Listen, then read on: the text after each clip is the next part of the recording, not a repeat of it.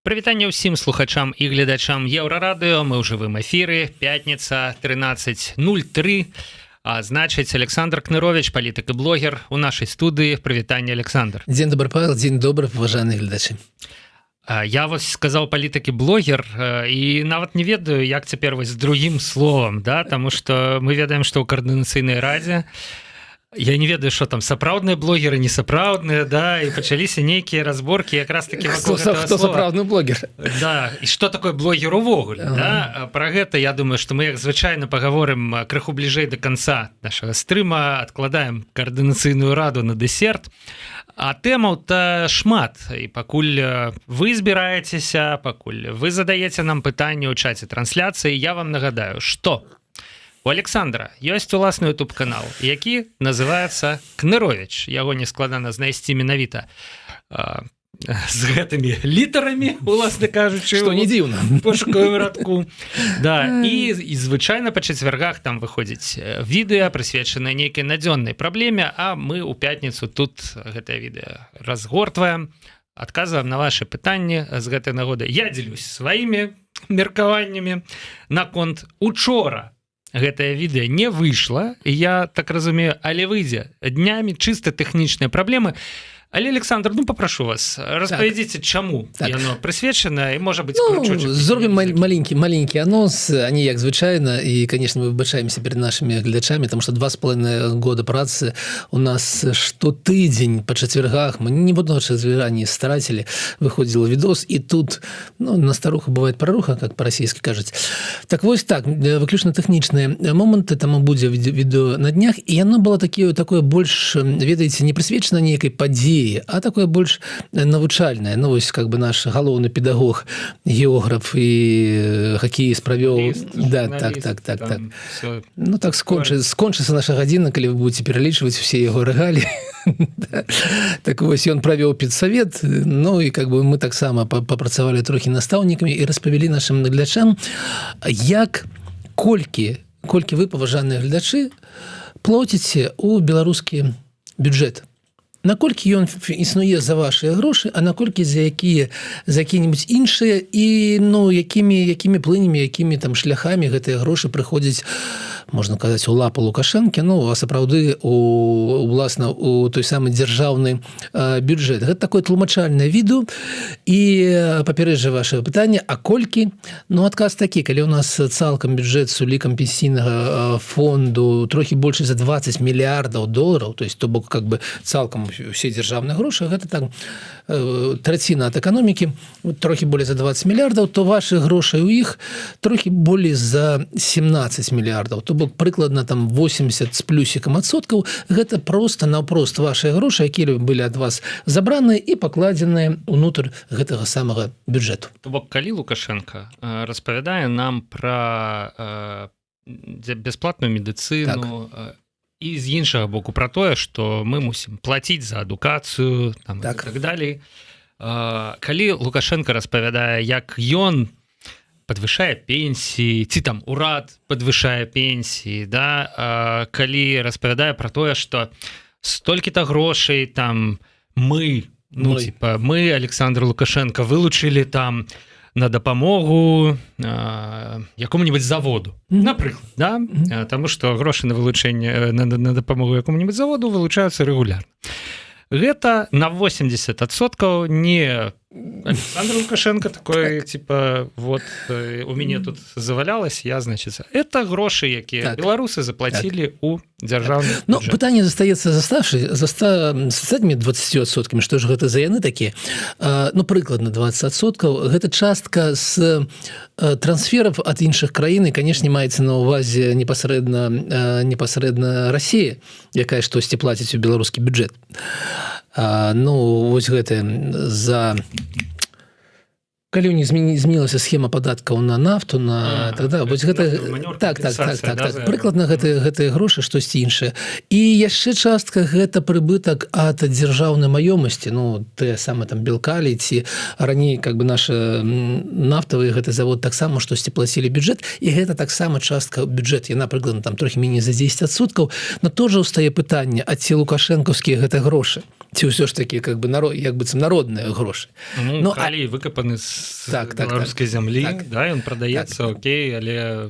Ну, то бок, гэта тоже не грошы, якія сам Лукашенко па начам зарабляе, ну, не піша код там, как бы код для Дурова там, ці для кагосьці іншага, не. Ён так не робіць, у яго няма ніякіх асабістых грошай. Таму вось так, на болей чым на 80% гэта наўпрост грошы, якія былі забраны. Як яны забіраюцца? Ну, гэта ж вельмі проста.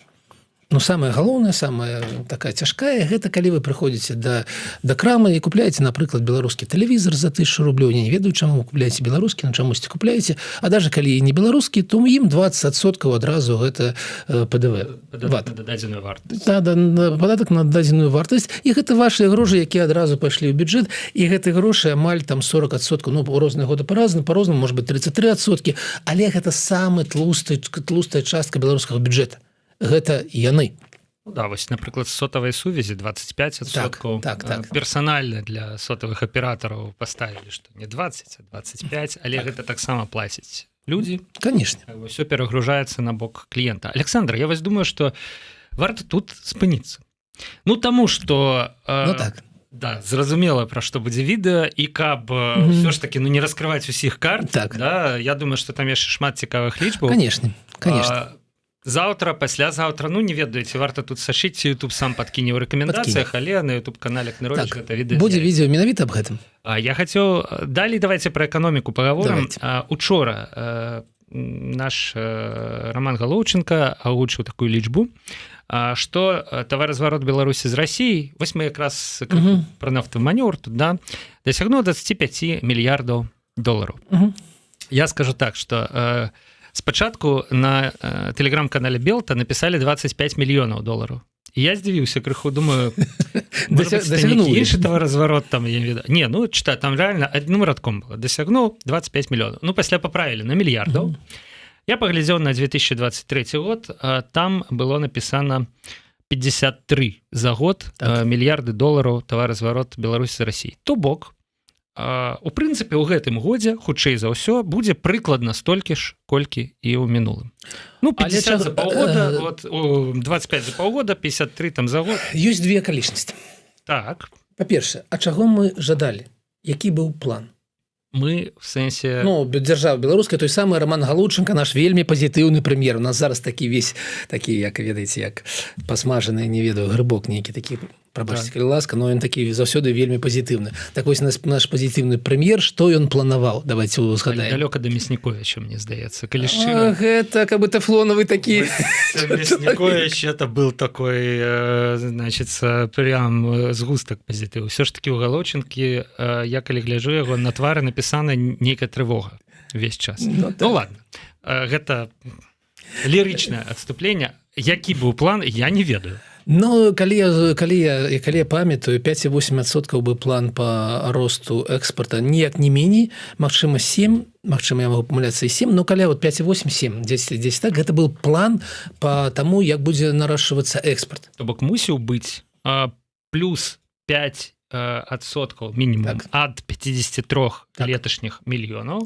Гэта плюс 2,5 мільярды. Ну, з Расіі, напрыклад. Мільярды, да.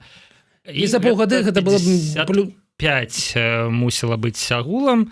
То бок, у прынцыпе, мы ідзем на паўтор, можа быць, нават крыху менш, але не на рост. Ні ў коім разе мы не ідзем на рост, мы ідзем у лепшым выпадку на паўтор, і гэта праблема, але гэта была толькі першая акалічнасць. У нас есть другая акалічнасць. Ведаеце, гэта ж гульня лічбаў. Мы маем справу з тым, што мы, нягледзячы на тое, што мы вельмі недалюбліваем гэты амерыканскі долар, неякі ён такі нам праціўны, што глаза б не видели гэта. Але чамусьці лічым таваразварот у доларах. Да. Ну так прынята ўсё ж такі. Мы яму не давяраем, але лічым іх. Таму вельмі ўплывае гэтыя скачкі курса. І калі мы пабачылі справаздачнасць, напэўна, за іюль, мы побачили іншую карціну, там был плюс. Чаму ён быў плюс? Таму што амаль весь июль курс расійскага рубля до долара был там прыкладна 83-85. Ён был как бы от 90 плюсик, прыпаў, і гэта азначае, што адбылося ўсё тое самае, што адбывалася. Але как бы у лічбах у доларах мы атрымалі больш. Так. І вось гэтая гульня лічбаў, гульня курсаў таксама ўплывае на наше ўспрыяцце гэтага. Ну, зараз курс усталяваўся там трохі вышэй за 90, з Расіі, з беларускім усё нармальна, 3,2, напэўна, сёння, да? Я папрашу тады прамежкавую выснову нейкую. Так, давайте. Ці можам мы меркаваць, што вось гэты патэнцыял уключэння беларускай эканомікі ў расійскую звязана безумоўна з вайной. Так. Ну, вось перавод гэтых всіх заводаў па ўсёй Беларусі на вытворчасць там чіпаў, мікрасхем, як мы бачылі воршы, балванкі для снарадаў, значыцца, і гэтак далей, і гэтак далей, што ён, у прынцыпе, ну, всё, так. столь. Так, і тут зноў дадам яшчэ одну лічбу. Калі у нас экспорт застаўся такім, як быў у 23-м годзе ў бок Расіі, а ў Расіі эканоміка вырасла, яна расце так же, як беларуска, ну не на 5%, але на некалькі адсоткаў, гэта азначае, што адносна мы прайграем. Мы аддаем свае часціны рынка Китаю. І гэта адбываецца. Аб гэтым можна ўжо казаць без усялякіх там кропак, косак і так далей. Ну, канешне ж, прэм'ер Роман Галоўченко, ён паспрачаецца з намі, і учора ён таксама наведваў новую пляцоўку для выпуску мазаў, і сказаў, што попыт ёсць. Я так разумею, што аўтобусаў, хаця дакладна не ведаю, што будуць на гэтым новым заводзе. Ну, мы кажам пра аўтобусы. Попыт ёсць, карацей. Ёсць падставы сумнявацца у гэтым. Слухайце, у чэрвені мы прадалі ў Расію 28 аўтобусаў. 28. Звычайная норма у нас было 100. Было 100, мы прадалі 28. Цалкам падзенне за першае паўгоддзе ў гэтым годзе амаль на палову мы ўпалі. У расійскіх аўтобусах, пры тым, што там рынок не падаў. Рынок застаўся такім, як быў. У нас зараз адбываецца з гэтымі аўтобусамі тое, што павінна было адбывацца. Мы прадаем гэтыя аўтобусы толькі калі якісьці губернатар даехаў да Лукашэнкі, і тут яго ўламаў там за сталом. Все, мы не прадаем на камерцыйным рынку, таму што на камерцыйным рынку мы вядомы бренд, які самазапаленых аўтобусаў, які ніхто добраахвота не будзе купляць. І ў гэты ж момант мы ўстаўляем гэтыя аўтобусы на $200 мільёнаў дзяржаўных грошай. Таму гэта вельмі дзіўна, но не ведаю, можа, пашанцуе. Як днямі смяяліся нейкія стэндаперы, я не бачыў цалкам, бачыў толькі кавалачак. Ведаеце, дарэчы, вельмі цікава, як змянілася спажыванне. Вось дзякуй гледачам, якіх амаль 500, якія глядзяць цяпер ужо наш стрым. Але я большасць такіх вось стрымаў не бачу зараз цалкам. Я гляджу чыста кавалачкамі. Вось там быў кавалачак пра тое, што Лукашенко сказаў, што ён Пуціну, што Пуцін носіць ільняную вопратку, і ён давай я табе, значит, касцюм сашью, я падару. Ну і вось, калі губернатар прыязджае, так разумею, ты набудзь аўтобусы, а я табе яшчэ там касцюм з ільна падару. Да? Ну і вось гэта все неяк вось так вось працуе. З дысконтам толькі так працуе. З падарункамі ў выглядзе касцюмаў. Ну, у нас атрымалася такое кароткае абмеркаванне эканомікі Расіі і Беларусі. Я так скажу, што цікавыя высновы. То бок, з аднаго боку, і прапаганда, і афіцыйнае тэлебачанне, там, і статыстыка, якую, я думаю, не мае сэнсу асабліва... Ну, вось, мы, в прынцыпе-то, не вельмі давяраем статыстыцы, але ў гэтых 25 мільярдах я чамусьці не сумнеюся. Ну, гэта той выпадак, калі яны хлусяць, то яны хлусяць паступова год ад года, а таму параўноўваць лічбы аднаго года з другім вельмі будзе ўсё на сваіх месцах. Ну, вось, і выснова такая, што патэнцыял росту Беларусі за кошт Расіі, да, ён, у прынцыпе, падышоў да максімума. Да, эканоміка не падае, да, вайна цягне і расійскі вуп наверх, ну, таму што расце вытворчасць, да, таму што все это вот так вот з заводаў бярэцца і у Курскую, цяпер у Курску. Знішчаецца, да, знішчаецца, бярэцца, знішчаецца. Увесь час трэба нешта новае, да, і вось гэта вось кола спажывання, оно працуе. Але мы, блізка да вычарпання. Вось тут вось патэнцыял сканчаецца. Тут звычайны глядач задасць пытанне, калі гэта працуе, так няхай працуе, калі расце эканоміка. Но я ўжо аднойчы... Выняткам таго, што вайна ляжыць у аснове гэтага працэса. Не, так можа вайна гэта пазітыў для эканомікі, скажа нармальны глядач. Это і ёсць пазітыў для эканомікі. Так было... Але не на вельмі короткім тэрміне. Так, безумоўна. Яна спыняецца. Чаму? Таму што калі ты траціш грошы, бюджэтныя грошы на танкі, якія гараць цяпер уже пад Курскам, напэўна, так? Дзіўна, Курская бітва другі раз. Так вось, калі ты гэта траціш, то ты не траціш гэтыя грошы на спажыванне ўнутры. То бок ты гэтыя грошы просто выкідваеш у смецце. І немагчыма так рабіць доўга і на вялікія грошы. І мы бачым, як тая самая ставка на Цэнтральнага банку Расіі зараз ужо 18%. Гэта сведчыць аб тым, што гэта напруга, гэты ціск гэтых грошай, якія просто выбрасываюцца смецце, все болей і болей. І ў гэта павінен быць фінал. Ён так должно так взорваться фейерверком.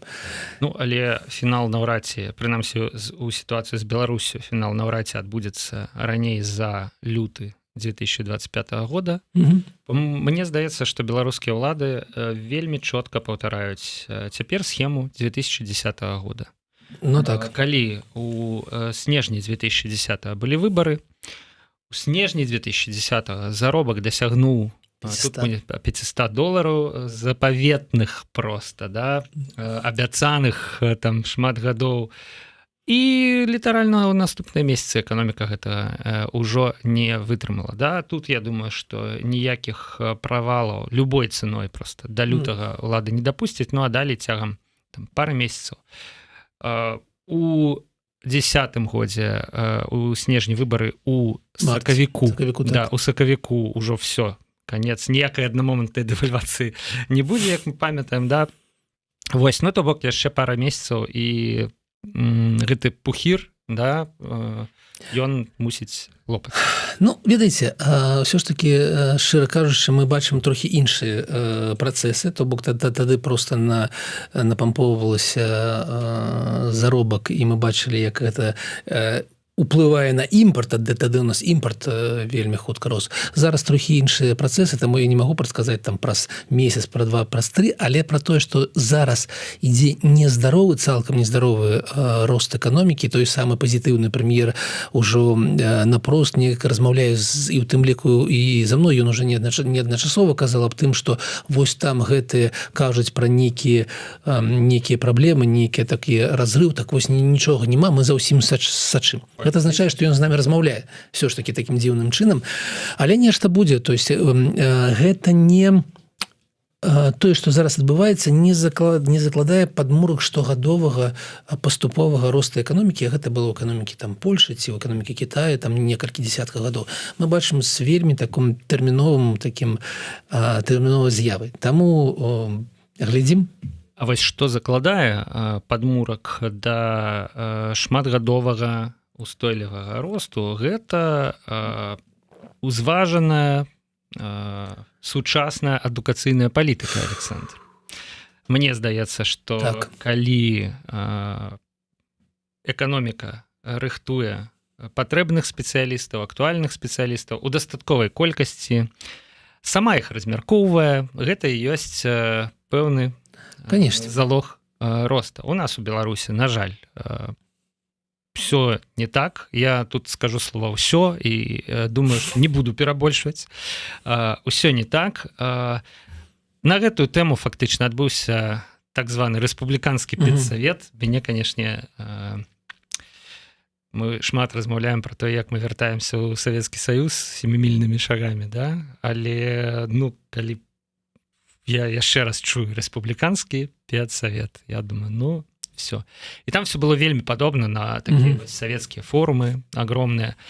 Там нават быў вельмі класны момант, калі Лукашенко просто праехаўся па міністры адукацыі, такі ему бюрократычны урок гэтаму маладому хлопцу 39-гадоваму, да? І ён ему кажа, у вас такі даклад был класны? Я не ведаю, глядзелі вы, не глядзелі? Я глядзеў, можа, гэта другая частка нашай размовы, я рабіў спецвыпуск для іншага канала. Ёсць, да, іншы канал, пакуль яшчэ ёсць, спадзяюся, будзе, ладно. Карацей, ну, у двух словах не буду я паказваць вам гэтае відэа. Но гэта было я згодны гэта таксама, был да? урок вось гэтай бюрократычнай выжывальнасці, да? так. Кажа, такі вы даклад класны прачыталі, быццам бы у нас праблем няма в адукацыі. А вы вот мне скажыце, якія праблемы. І міністр. Ну, он малады, просто подумал, ну, пытаются, трэба сказаць. І кажа, ну, одна праблема такая, другая такая, вот трэба яшчэ працаваць вот над этим. І Лукашенко ему такой, так это что? У нас атрымліваецца. Вот этого нема, вот этого нема, і вот этого нема. То бок просто цягам 2 хвілін так вось размазаць чалавека, да, с его докладом. Это трэба ўмець. Вось. Але гучала там і шмат лічбаў. Мяне таксама ўразіла лічба пра недабор у 800 чалавек, з іх 500 на сельскагаспадарчыя спецыяльнасці. Гэта фактычна азначае, што ну, это адказ абітурыентаў на сістэму 5гадовага мэтавага размеркавання. Ну, ніхто не хоча ісці. Нават, вось, як этому сердце, бесплатна, з першым працаўладкаваннем, да? Ну, 500 чалавек не дабралі на вось гэта прекрасную магчымасць, як гэта рэкламуецца з боку дзяржавы. Александр вось іншую лічбу заўважыў. У мяне шмат лічбаў, бо як я ўжо казаў, мы рыхтавалі для іншага каналу спецвыданне наконт гэтай нарады, і галоўнае, што калі я рыхтаваў лічбы, я быў вельмі сумным, таму што у выніку шмат пытанняў, якія не абмяркоўваюцца на гэтай нарадзе. І галоўным для мяне было пытанне, што калі я паглядзеў колькасць дзяцей, якія знаходзяцца ў дзіцячых садках 5 гадоў таму і зараз, то 5 гадоў таму было 435 000, зараз 335 000. То бок за 5 гадоў мы страцілі 100 000 дзяцей, но гэта амаль все дзеці ходзяць дзіцячыя садкі, то есть нічога не адбылося структурна, што бок яны там хадзілі, а цяпер не ходзяць. Цяпер ходзяць у нейкія іншыя установы. Не. Колькасць, ну, у адсотках колькасць аднолькавая. Так вось мы страцілі амаль чвэрць дзяцей у дзіцячых садках. А гэтыя дзеці, гэта яшчэ не дзеці эпохі ковіду, не дзеці эпохі рэпрэсіў, не дзеці эпохі вайны. То бок праз 5 гадоў будзе нешта значна больш страшнейшае, чым тое, што мы зараз назіраем. Гэта яшчэ дзеці 2017-18 гадоў у дзіцячых садках. Ну ладно, ковід яшчэ мог неяк станоўча паўплываць. Ну, все сидять дома, так, нема чым заняцца. Панарама не кожны дзень ідзе в тэлебачанні. Так. Вось, да. Але тое, што пачалося далей, это выбары, рэпрэсіі, Пратасевіч самалёт, вайна. Ну, так, гэта безумоўна. То бок праз 5 гадоў мы паглядзім на іншую лічбу. Калі мы заглянем у школы, мы пабачым, як за 5 гадоў скарацілася 170 прыкладна школ. Не стала ў Рэспублікі Беларусь. Зразумела, што часта іх зачыняецца там у малых там вёсках, адчыняюцца ў буйных гарадах, але ўсё роўна 170 школ мы страцілі за 5 гадоў. Ну, але гэта паказальна. Дарэчы, ёсць відэа новапрызначанага кіраўніка Брэсцкай вобласці.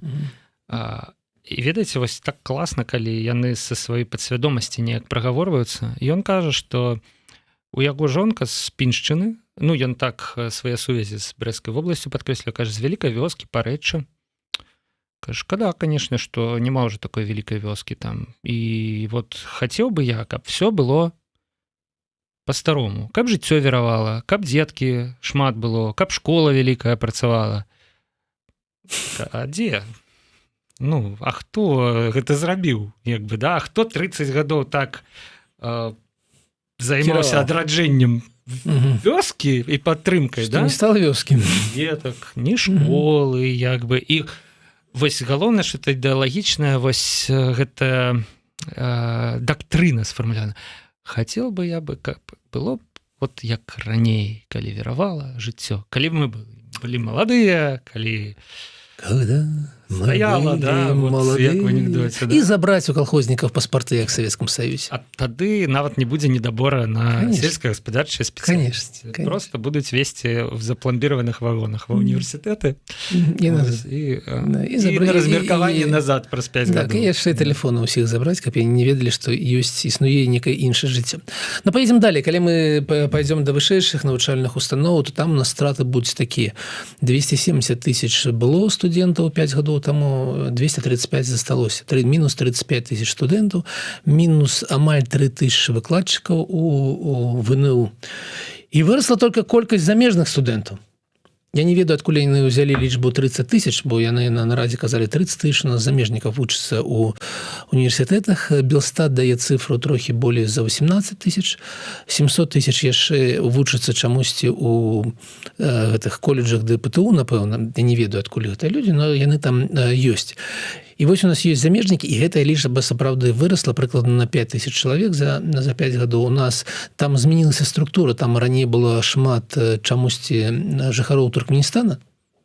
Я так і думаў, што іх засталося шмат. Іх сапраўды традыцыйна вельмі шмат. Так, але тады было 6 тысяч, а зараз засталося толькі 2 тысячи. Чамусьці туркмены пересталі вучыцца у нас, а пачало Кітай. У нас там больш за 6 тысяч чалавек. Найбуйнейшая колькасць гэта з Кітаю. Ну, далей ёсць Расія, далей ўсё ж такі ёсць Таджикістан, Туркменістан, і на 5-м месцы ніколі не дагадаецеся, якая краіна. По колькасці замежнікаў. Могуць і нашы гледачы зараз. Давайте зробім маленькую паузу на 5 хвілінак. Я таксама крыху падумаю, да, і вернемся да гэтага пытання праз 5 хвілін. І так, на 5-м месцы пасля Кітай, Расія, Таджикістан, Туркменістан, якая краіна па студэнтах замежных у Беларусі на 5-м месцы. Напішыце, калі ласка. А мы пойдзем трохі далей, вернемся да гэта. Так вось, мы страчваем. Дадаць трэба да колькасці тых, хто вучыцца ў нас, колькасць тых, хто з'ехаў, прыкладна 23 тысячи беларусаў зараз вучыцца за мяжой. То бок колькасць тых, хто прыязджае да Беларусі, прыкладна такая ж, як колькасць беларусаў, якія з'язджаюць. І гэта, канешне, Расія, но і лічба мінулага года, не гэтага, 12 тысяч беларусаў вучыцца ў вузах Польшы. Тое, аб чым казаў Лукашенко, о том, што вось гэтыя краіны, Польша, страны Балтыі, яны амаль гэта самае адкрылі хэдхантинг на наших гэтых выпускнікоў. Гэта, конечно, неправда, таму што калі ты глядзіш на колькасць вучняў ВНУ у Польшы, так у Польшы вучыцца зараз 1 200 000 студэнтаў, то бок у 5 разоў болей, чым у Беларусі. Колькасць насельніцтва болей там амаль 4 разы, а студэнтаў 5 разоў больш у Польшы. І, конечно, ніякія беларускія студэнты ніяк не ўплываюць на колькасць польскіх студэнтаў. У той самай Літве зараз вучыцца 70 000 студэнтаў, і гэта азначае, што ў іх у пераліку на колькасць насельніцтва болей студэнтаў, чым беларусы. І зноў іх няма ў іх ніякай патрэбы, вось такой патрэбы у беларускіх студэнтаў, потому што тое, што яны ўсе там з'ехалі, гэта міф, які жыве, канешне, у галаве нашага галоўнага педагога. Ён жыве, гісторыка, канешне, географа і хакеіста. Так вось, гэта ўсё міфы. Ну і галоўны міф, які мяне вельмі здзівіў, калі яны пачалі на гэтай нарадзе казаць, ну, якая у нас там заробкі у нас у настаўнікаў. Ну, уже там амаль 90%, як у сярэднім па краіне, а наступным годзе ўжо будзе 100%, і паехалі далей. Я так думаю, штосьці у меня некае адчуванне такая неспакойныя нейкія. Няўжо мы пакуль тут у эміграцыі там нарэшце пачалі плаціць настаўнікам нармальныя грошы ў Беларусі. Ну так, адчыняю гэты сайт, как бы Белстата, чытаю. Там месяц таму июль. Да, ліпень. Дзякую вялікі. Ліпень.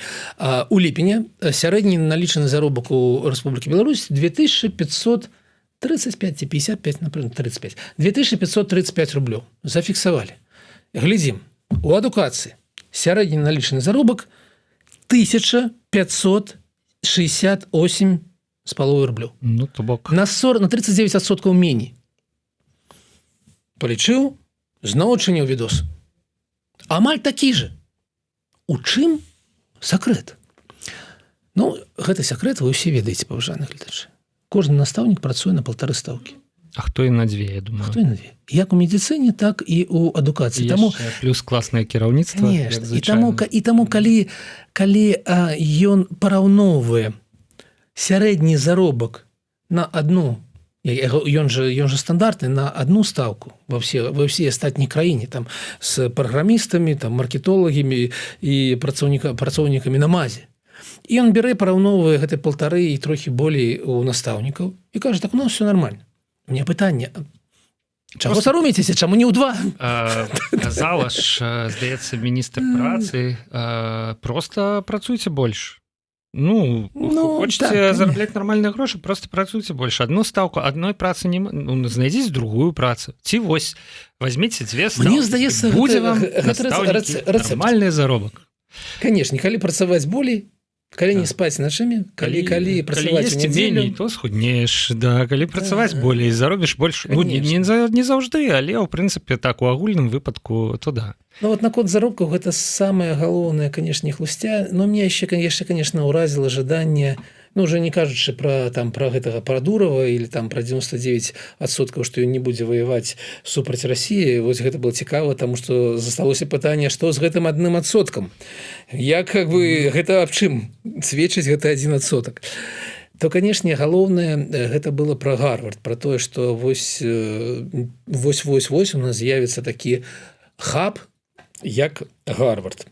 Я зазірнуў, што такое Гарвард. Гарвард – это 60 тысяч вучняў, но галоўна не ў гэтым. Гарвард – гэта фонд, які зараз 40 мільярдаў долараў. Эндаумент фонд, напэўна, называецца, калі я не памыляюся, гэта тыя грошы, якія ёсць у Гарварда, якімі ён распараджаецца, валодае, і з прыбытку ад якіх он фінансуе дзейнасць сваю. Умоўна кажется, за 300 гадоў, якія існуе Гарвард. Я не ведаю дакладную лічбу. 400, амаль 400 гадоў. Рознымі шляхамі назапасілася у яго 40 мільярдаў. 40 мільярдаў, да. Я думаю, што і вёў дзейнасць нейкую, і прадаваў адукацыйныя паслугі, як можна казаць. Не, там яшчэ ёсць данаты ад выпускнікоў. Канешне ж, удзячныя, там ёсць сфарміраваныя кам'юніці выпускнікоў. БДУ з 100 амаль гадовым досведам, канешне, яшчэ трохі не дацягвае. Пакуль не дацягвае, да. Ёсць нейкі гандикап. Калі шчыра, я і пра кам'юніці выпускнікоў БДУ нічога не ведаю, ці можа гэта я такі неудзячны выпускнік. Калі яно ёсць, то яно ўжо экстрэмістка. Не ўваходжу, да, вось, але, 40 мільярдаў, да, і што такое 40 мільярдаў? Долараў? Не рублёў. Колькі вы казалі ВУП Беларусі? 60. Амаль 70 мільярдаў. Гэта ж адно ВУП, другое гэта грошы, якія... З чым гэта можна параўнаць? Напрыклад, золатавалютныя гэтыя рэзервы ў Беларусі 8 мільярдаў. То бок у Гарварда ў 5 разоў больш. Калі прадаць усю нашу прамысловасць гэтую, МАЗ, БелАЗ, так далее, напэўна, будзе 2 мільярды. Калі Беларусь калі прадаваць па агучаным Лукашэнкам спекулятыўным кошце ў 30 мільярдаў долараў, нешта не набылі. Калі палічыць всю гэту беларускую эканоміку разам, то, напэўна, можа і будзе гэта самае 40 мільярдаў. То бок Гарвард мае пад сваім кіраўніцтвам вось такога памера фонда, на ім зарабляе, канешне. І гэта зноў не галоўная лічба пра Гарвард. Галоўная лічба – гэта сярэдні заробак профессора. А вось тут я уже не буду вам загадывать загадки, потому что вы не здагадаетесь, колькі там сярэдні заробак профессора, бо вам не хопіць фантазии, так як не хапіла яе і мне. На той момент было 196 тысяч за год. Падкрэслю, сярэдні заробак. То бок ёсць профессоры, якія зарабляюць больш. Бок сярэдні заробак у беларускай адукацыі 1570 рублёў. Сярэдні заробак у Гарвардзе 196 тысяч. Там за год здесь за месяц ёсць некая розніца. Ясно, да, трэба на 12 памножыць, да? Да, прабачце, Александр, зловілі мяне на спекуляцыі. Конечно, слухайце, все ж гэта все вром. Калі все ж таки казаць сур'ёзна, то калі, канешне, гэта Амерыка, калі мы паглядзім на сярэдні заробак у Амерыкі зараз, то гэта 59 тысяч долараў у сярэднім. Гэта азначае, што у прафесара ў 3 раза болей, чым у сярэднім. Гэта азначае, што каб пабудаваць свой Гарвард, прафесар у Беларусі должен атрымліваць, падкрэслю, сярэдні прафесар, не топавы, а сярэдні, 10 тысяч рублёў штомесяц. І я ўпэўнены, што калі плаціць беларускаму прафесару 10 тысяч рублёў штомесяц, то там будзе конкурс, там і якасць адукацыі трохі зменіцца. Але ці згодны Лукашенко плаціць прафесару міністэрскую заробак? Не ведаю. А тут мы з вами вяртаемся на той самы момант, калі вы казалі пра нашых міністраў і пра тое, што мне падаецца, што прафесар все ж таки больш уплывае на вынікі будучыні беларускай эканомікі, чым любы міністр. сённяшні беларускі. Ну так что, про 5 месца? Про 5 месца. Якія да. ёсць? Ёсць варыянты нейкія, не? Ну, У вас ёсць? Ну, я лепш чат прачытаю. Угу. Афрыканцы, Індыя, Паўднёва-Афрыканская рэспубліка. Ну, паўднёва-афрыканскую не веру, в Індыю веру, таму што, калі шчыра, шмат індусаў у медуніверсітэце было, напрыклад, традыцыйна. Афрыканцы, ну, ёсць пакусы сказаць Зімбабве, як бы... Не паспела нарасці яшчэ. Як звычайна, яшчэ не. Але яны размаўлялі з жонкай вось гэтага кракадзіла, да, пра тое, што давайте студэнтаў нам з Зімбабве. Ну што, не Індыя, да? Ну, стрэл побач, бо не Індыя, але Шры-Ланка. Маленькая Шры-Ланка. Она не такая не маленькая. Не, ну, параўнанні з Індыяй. Конечно. Так, Шры-Ланка на 5 месцы, болей за 1000 студэнтаў Шры-Ланкі навучаюцца. Напэўна, гэта медычную, вы маеце рацыю, што гэта ў том накірунку. І таму гэта Шры-Ланка. Ну, пасля гэтага і ў гэтым рэйтынгу ёсць яшчэ 10 прыкладна стран такіх вот азіяцкіх, у тым ліку і Іран, што дзіўна, там ёсць і з Ізраіля некаторая колькасць грамадзян немалая. І гэтыя лічбы будуць там 400, 200, 170. То бок вот з 15 краін мы бачым у спісе, а все астатняе мы не бачым. То есть там бок, ну, 1 студент, не ведаю, 3 студента, але чыноўнікі кажуць, што у нас са 110 краін у нас вучацца розныя студэнты. Ну, калі ты глядзіш праўдзе ў вочы, то Расія, Кітай і трохі шры-ланкійцу. Гэта мне нагадала, калі шчыра, іншую статыстыку па турызме, і там таксама як бы з аднаго боку Беларусь за там год наведалі прадстаўнікі бясконцасці, Марс. З іншага боку там з Нямецчыны 300 чалавек. Ну вот умоўна, далей, калі пачынаеш, да, з Нямецчыны 300 чалавек, там з такой краіны 250, як бы, да. Ну і калі думаеш, колькі б магло рэальна прыехаць, калі б не было ўсіх гэтых апошніх падзеяў, калі б Беларусь была ў еўрапейскай сям'і. Ведаеце, якая лічба меня здзівіла? Меня вельмі... Ну, я жыву зараз у Кракаве і недалёка ад аэрапорта, і, дзякуй Богу, у меня гэта ўжо так асабістае, но сеў 15 хвілін, і без всякіх там таможень мыт.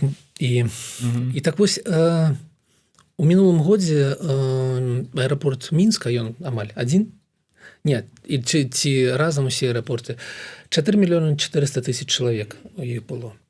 А зараз Краков ідзе на рэкорд, і за гэты год будзе толькі ў адным аэрапорце Кракова. У Кракове жыве 700 000 чалавек, больш за 10 мільёнаў. Больш за 10 мільёнаў. Ну, я думаю, што 300 немцаў там за гадзіну праязджае. Ну, конечно. З аэрапорта, як бы, в горад, з горада в аэрапорт і так далей.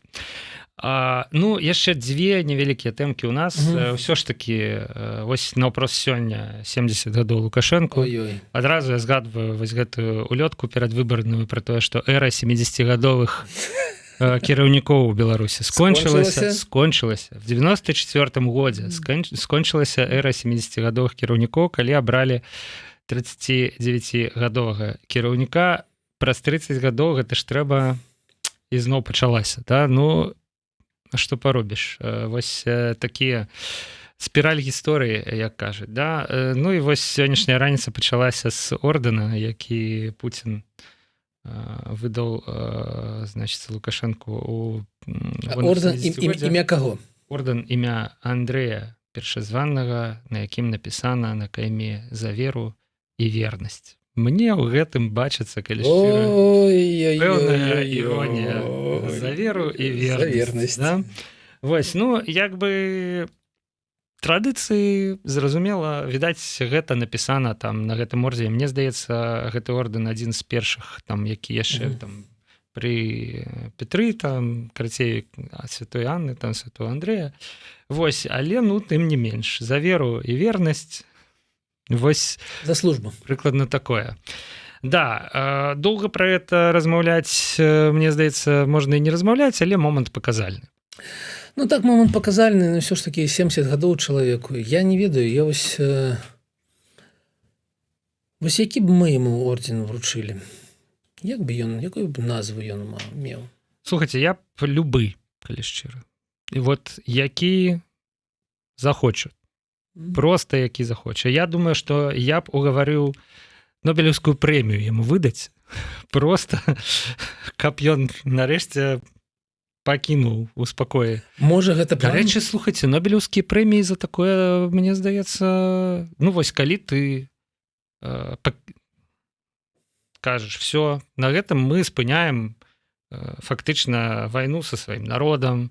Ну, канешне, добра было б гэта ў 20-м годзе зрабіць, але ну і ў 24-м, у 25-м сыходзім, пачынаем пераўтварэнні і гэтак далей. І 5 гадоў глядзіш, Беларусь краіна, дзе нармальныя заробкі у дактароў, там у настаўнікаў, дзе свабодна дыхаецца, там не толькі калі ты правільна дыхаеш, а увогуле, да?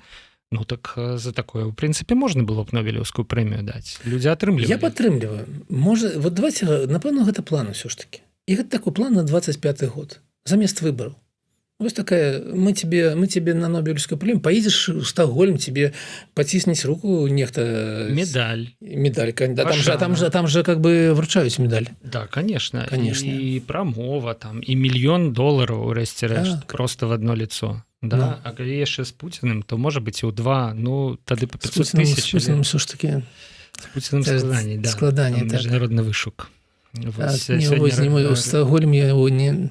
Да, сёння... Можа попросім гэта Павла Тушка трохі спыніць вось гэта у гэтым напрамку коней, можа неяк па-іншаму адбудзецца. Сёння разгортваецца там гісторыя вакол візіта Пуціна ў Манголію. Оказывается, Манголія вырашыла так, міжнародны вышук, вышук Путина, да, то бок все нормально, можа прыехаць, сказалі у Улан-Батары, ну але гэта ўжо зусім іншая гісторыя, да. Красі, ну што, а Лукашенко ж ужо нам жа вушы праелі у нейкім там даволі старым годзе, што яго намінавалі таксама на Нобелеўскую прэмію міра. Мы ўжо з Александром тут крэатыўныя ідэі наконт... Да не, я просто себе... Я сижу так и мыслю... Наконт Гайдукевича у президента, памятаете? Вось, а теперь у нас Лукашенко на Нобелевскую премию. Но мне вчера как бы мне закреслили идею с Гайдукевичем, на жаль, мне сказали, что это ўсё роўна сумна. Видите, вот я ставлюся до всех, значит, зараз демократычных прапаноў. Зараз абмяркоўваецца план 2025 на 25 год, и зноў было паседжанне кабінета, нешта там абмяркоўваецца. Но все ідеі как бы вакуль таго, што не трэба рабіць байкот, бо гэта дэпалітызацыя і ад гэтага нічога добра не будзе. Трэба запрашаць людзей на ўчасткі, прагаласаваць ці супраць усіх, ці неяк там іншым чынам, але трэба ўсё ж такі такія прапановы, такіх мне вельмі сумна. Я разумею, як сядзіць нармальны чалавек, як вы сядзіце, паважаныя гледачы, глядзіце на гэта і думаеце, які ж ты ўсё ж такі невесёлы, несексуальны, непрывабны. Вось. І для мяне как бы прапанова как бы Гайдукевіча прэзідэнта на гэтым поле была ўсё ж таки такая вельмі ну ўсё ж таки павесялей. Но мне сказали учора, што не, гэта таксама сумна, а вось якую-нибудь резиновую гэтую гумовую куклу у прэзідэнта і зрабіць ёй нармальнае промо, а потом на дзень выбараў как бы яе бахнуць хорошенько, каб з яе яшчэ нешта вылецела. Можа таксама медалькі нейкія вылецець. У сайта Reform News галасаванне ў Тэлеграме, за кого б вы прагаласавалі, за там Гайдукевича ці за ліхтарны слуп. І ліхтарны слуп, я вам скажу, уделал там шмат кого. Слухайте, ну крыўдна за Гайдукевича зараз. Крыўдна за ліхтарны слуп. З такімі параўнаннямі. Я сёння прыдумаў такі жарт, што вось Гайдукевич, гэта ж чалавек, які, не саромячыся, займаецца прапагандай ЛДПБ. Куды глядзіць Азаронак, куды глядзіць Бондарова. Так ён же ліберал. Ён же дэмакрат. Мусіць прапагандаваць. Ён же маладзейшы з Лукашенко наколькі. І как бы ён, ведаеце, нам усім паказаў, што ў яго яшчэ ёсць моц. Але не сексуальны. Ну, але я чакаю, што вось гэты кавалак відэа з нашага стрыму, дзе я такой кажу, ну давайте дадзім Лукашенко Нобелевскую прэмію. Выражуць і пойдзе гуляць сам сабой. Вось іх тэлеграм-канал. Но ўсё ж таки про Монголию. Ведаеце, меня што ў гэтым здзіўляе, што мы на полным сур'ёзе з вами разважаем про тое, ці арыштуе Монголія Пуціна ці не. Таму што уявіць себе гэта там 3 гады таму, ну было ж немагчыма. Что мы на полном серьезе будем как бы казаць не про ну, не про США, напрыклад, там, хотя и США его не стал бы арыштоўваць, а про Монголию. Гэта азначае, што свет яго звузіўся вось да Китаю, ну, напэўна, Монголію, ці можа не, ці можа да.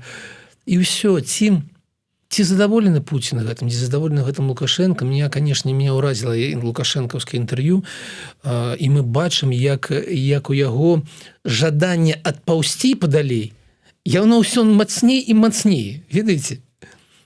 І тым больш Нобелевская прэмія, тым больш 70 гадоў чалавеку. Ну, але это складаны шпагат. Трэба і адпаўсці падалей і забяспечыць рост экспарту ў Расію на 5-7%. Ну, і тым больш медалька за вернасць. Ну, да. Медалька, значыць, калі гэта не замест экспарта, а разам, то як бы ўсё будзе добра. Александр, давайте цягам 3-5 хвілінаў. Так. Што новага ў каардынацыйнай радзе? Што за канфлікт экзістэнцыяльны паміж блогерамі? Шчыра, пост, допіс Шапарова я сёння нават бачыў у канале Губазіка. Губазіка? Да, нават Губазік зрабіў скриншот з гэтага поста і напісаў нешта, яны там ізноў не подзялілі у гэтай. І не разумеюць. Но меня ўразіла больш, што тур как бы высветліў ўсё ж такі ўсю праўду. Вы бачылі гэта там тур пра учора ці пазаўчора? Про тое, што нет, то, што он спаліўся, зразумела, про тое, што Егораў, Прокоп'ев, Краўцоў і Кныровіч гэта ўсё крэатура Латушка. Бок паблытаў спісы.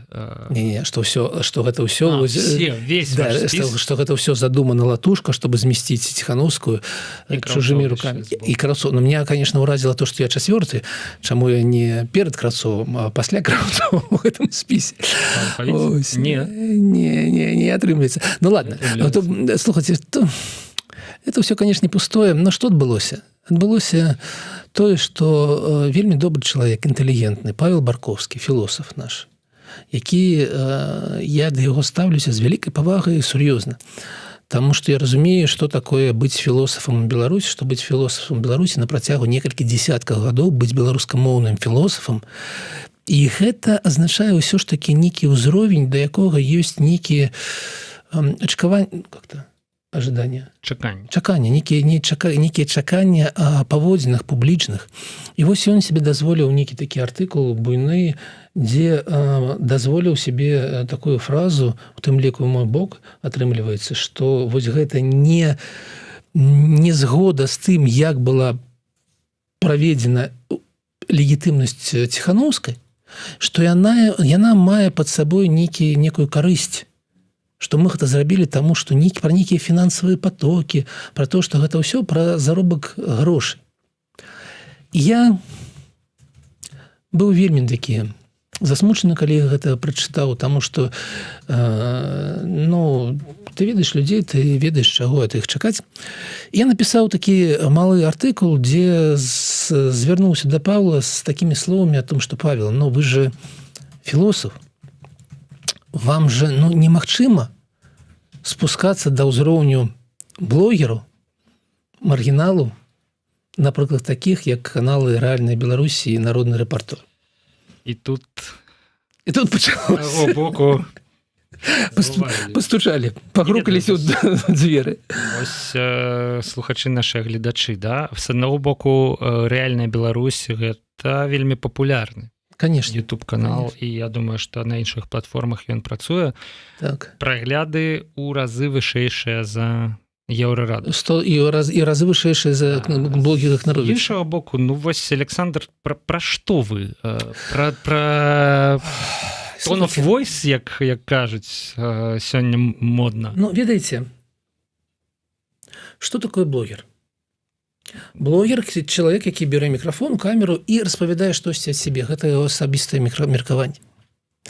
Можам ли мы, як грамадства, чакаць ад блогера выконвання рамак звычайнай журналісцкай этыкі?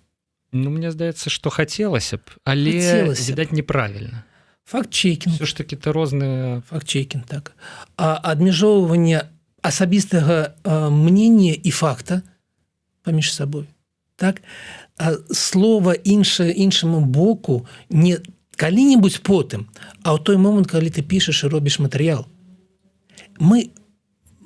ці мы жадаем гэтага, ці не. Калі я ўзгадаў гэтых блогераў, я наўмысна ўзгадаў тое, што гэтыя блогеры, якія не адпавядаюць гэтым патрабаванням журналісцкім. Магчыма, у меня завышаныя патрабаванні. Магчыма, так і трэба у нашым свеце. Але гэта нармальна. Гэтыя блогеры шмат чаго казалі пра мяне, з чым я смешна, канешне, там Александр Кабанов уже больш за год, яго гледачы, не больш-меней за год, чакаюць расследавання наконт дзейнасці Кныровіча. Чакаюць, усё чакаюць. Было паабяцана. Но я-то гэта казаў у параўнанні з тым, што ты чакаеш ад адукаванага, у нас сёння была пра адукацыю, інтэлігентнага чалавека, якіх паводзін, у параўнанні з тым, ад каго ты ўжо нічога не чакаеш. Гэта зачапіла, і ў выніку загляніце ў чат Координацыйнай рады, я спытаўся у нашай спікера Анжелікі Мельнікавай, ці месца гэтаму ў чаце Координацыйнай рады, яна адказала месца, таму я потым прыкладна на 2500 слоў раз'ясніў паважаным блогерам, у чым розніца паміж філосафам, блогерам, маргіналам. Я гэта ўсё працую, я гэта ўсё у мяне ў галаве усталявана. І добра, што розніца ўсё ж такі ёсць. Дзякуй Богу. Слухайце, яшчэ я разумею, што зараз будзе крытыка, але ўсё ж такі, ведаеце, ёсць спосаб узаемадзеяння сваёй аўдыторыі, калі ты їй прапануеш такі погляд на свет, скралі.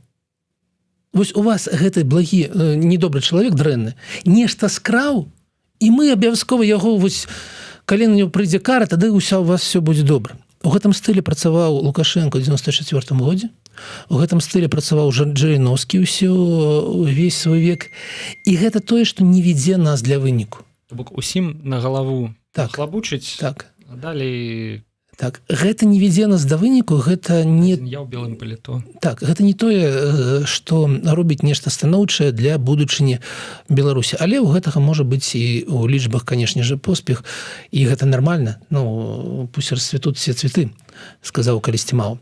Будзем скончваць. Я распавёў аб тым, што адбылося, не ведаю, ці цікава вам гэта ці не. Мне здаецца, што было цікава, крытыка мусіць быць абгрунтаванай, блогерства мае права на існаванне, але мы мусім памятаць, што калі перад намі блогер, то гэта не медыа, не сродак масавай інфармацыі, гэта абсалютна іншыя стандарты, і стаўленне мусіць быць адпаведна. Хаця гэта не азначае, што блогеру не трэба верыць. Дзякуй вялікі. Александр Кныровіч, у студыі Еўрарадыё цэлую гадзіну амаль. Мы размаўлялі пра галоўныя эканамічныя і крыху зачапілі палітыку, канешне ж, таму што эканомікі без палітыкі ў сучасным свеце не існуе. Праз тыдзень, спадзяюся, сустрэнемся ізноў. Дзякуй, Павел. Галоўны вынік нашай сённяшняй працы гэта тое, што мы, канешне, прапановваем Лукашенко Нобелевскую прэмію міра, адпаведны ордэн, калі ён сыдзе ў 25 годзе і аставіць нас саміх сабою. Дзякуй, да пабачэння. Да пабачэння.